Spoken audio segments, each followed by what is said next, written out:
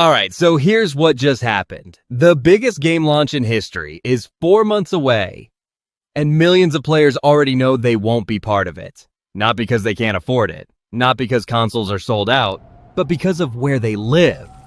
Entire countries are locked out of GTA 6, some by their own governments, some by decisions made thousands of miles away, and one by a 20-year-old murder case. But here's the twist. The viral story you probably saw about GTA 6 being banned in 8 countries, that one is mostly wrong. The real list of who can't play and why is much stranger. Let me show you. This all exploded on June 25th, the day pre-orders went live. Within hours, fans digging through PlayStation's official GTA 6 FAQ page spotted something odd. A list of excluded countries: Bahrain, China, Kuwait, Lebanon, Oman, Qatar, Russia, Taiwan. Screenshots spread everywhere. Headlines wrote themselves. GTA 6 banned in 8 countries. And within a day, it was treated as fact across social media, and even some news outlets ran with it.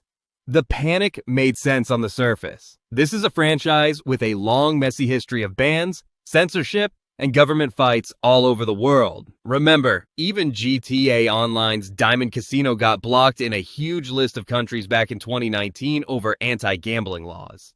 So one more ban list? Totally believable. The community has been burned by fake delay claims and misread leaks before, and this looked exactly like the next chapter. Except, if you actually read what that PlayStation page says, the story falls apart. And what's really going on is a lot more interesting than a simple ban. Here's what that list actually was. It wasn't about the game, it was about the pre-order bonus, the free 1-month GTA Plus subscription. PlayStation's fine print says that promo is available in all their country stores, excluding those 8. That's it. A subscription eligibility list. Someone saw 8 countries next to the words GTA 6 and excluded, and the internet did the rest. In fact, GTA 6 is listed across 65 countries on the PlayStation Store, 38 on Xbox, and 31 on Rockstar's own store. So most of the banned talk, noise. But, and this is important, that does not mean everyone's safe. Because hiding inside that viral confusion are several countries where the game genuinely cannot be played. And the first one on that list isn't banning GTA 6 because of a technicality. It's the real deal. Start with China, the clearest, hardest wall on the map. China's content approval system rejects games seen as promoting crime or clashing with state media standards. Every game needs government approval before release, and a game where you literally rob banks, sell drugs, and run from cops? It checks every box on the rejection list. That's why no mainline GTA has ever officially launched there. Realistically, GTA 6 will never release in China, and that's one of the largest gaming markets on the planet, hundreds of millions of players, locked out from day one. Then there's Russia, and this one's completely different. Russia hasn't banned GTA 6 at all. Instead, PlayStation, Xbox, and Steam all pulled their storefronts out of the country after international sanctions. No stores means no way to buy.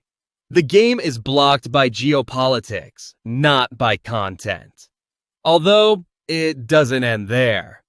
A Russian national organization formally requested a ban anyway, calling the game a tool of Western ideology and pointing to the leaked footage as evidence of immoral content. So even if the stores ever came back, GTA 6 might immediately face a second wall. 2 superpowers, 2 totally different locks, same result. Millions of players with no legal path to Vice City. But the next part of this story flips everything you'd expect. Because while some doors are slamming shut, others just swung wide open. For over 12 years, Saudi Arabia and the United Arab Emirates banned GTA 5 entirely. An entire generation of Gulf gamers grew up with the biggest game on earth officially illegal. Everyone assumed GTA 6 would get the same treatment. And then, in 2025, the unthinkable happened. Both countries lifted their bans. Saudi Arabia introduced a new 21+ age rating. GTA 5 went legal. And today, GTA 6 pre-orders are live in both markets. No censorship, no modified version. Rockstar changed nothing. The countries changed their rating systems. Think about what that means. Two of the strictest markets on the planet found a path to yes, while others are still finding new paths to no. The map of who can play GTA 6 isn't fixed. It's moving in both directions at once. And nowhere is that chaos clearer than in the two strangest cases on the list. Case 1, Tajikistan. In late 2024, authorities in the capital banned the entire GTA franchise, every title past and future, for containing what they called elements of rape, murder, and robbery. Counter-Strike got hit in the same sweep, and they didn't stop at a press release. Officials began physically inspecting gaming centers to enforce compliance. Walk into a cafe with GTA on the machines, and the business has a problem. That's the most aggressive anti-GTA enforcement anywhere in the world right now. Case 2 is even weirder, Thailand. The country banned the whole series back in 2008 after an 18-year-old murdered a taxi driver and told police GTA inspired him. Physical sales have been illegal there for almost 2 decades. It's probably the most famous GTA ban in history, the one that shows up in every documentary about video game violence. So GTA 6 is obviously blocked there, right?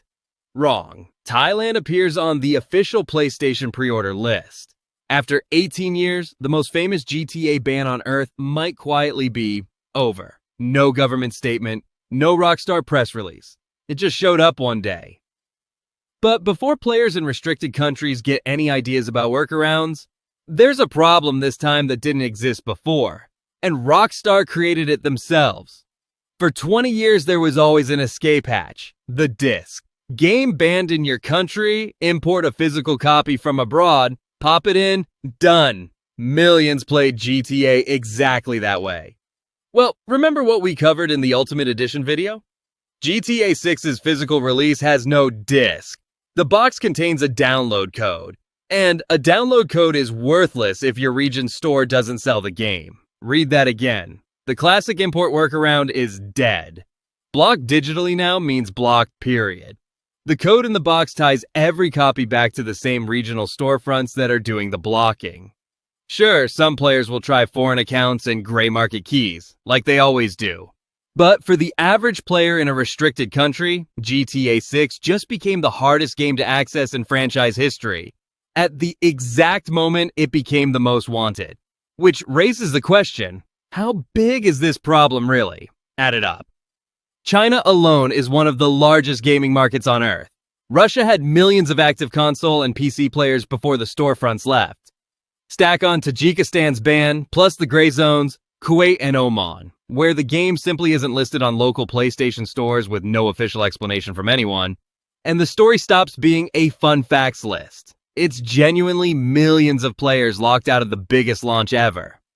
And history says this pressure never fully disappears. It just changes shape. Germany spent years forcing censored versions of GTA 3, Vice City, and San Andreas, and even put them on an index list that made advertising them publicly illegal. Japan still gets modified editions with torture scenes cut and explicit content reduced. Australia isn't banning the game, but as we covered in a previous video, its age verification laws may wall off online features behind real ID checks. Every single country negotiates its own deal with Rockstar's brand of chaos, and GTA 6 is walking into all of those negotiations at once. And here's the wildest part. None of it matters to the bottom line. Analysts still expect GTA 6 to shatter every sales record in entertainment history, even with entire nations missing from the launch map. Now, quick reality check before the comments, because there's a lot of noise out there. Confirmed, the viral 8-country ban list was really about GTA Plus promo eligibility, not a game ban. Confirmed, China blocks the game through its approval system, Russia has no official storefronts, and Tajikistan formally banned the entire franchise. Confirmed, the physical edition is a download code, which kills the classic import route.